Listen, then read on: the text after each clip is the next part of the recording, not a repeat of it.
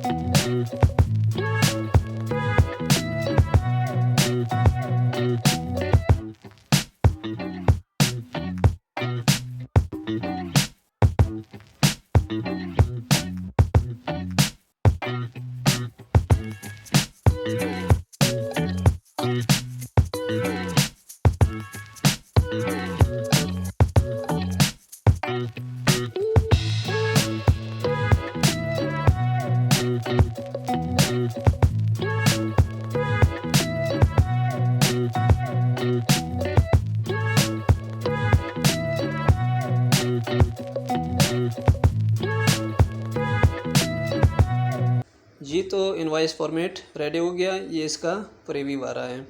अब अगर इसमें मज़ीद आप फार्मूलाज ऐड करना चाहते हैं तो आप इसमें ऐड कर सकते हैं। मैं सिंपल बना रहा हूँ। अगर आप कंप्लीट डिटेल देखना चाहते हैं तो आई बटन में मैं इसका कंप्लीट डिटेल दे देता हूँ, लिंक दे देता हूँ। वहाँ से आप देख सकते हैं कि इनवॉइस के अंदर कौन से फार्मूले यूज़ होते हैं। तो यहाँ तक हमारा काफ़ी था। हमने जाना है डेवलपर मोड पे और स्टॉप रिकॉर्डिंग करनी है। यहाँ तक जो रिकॉर्ड हुआ इतना काफ़ी है।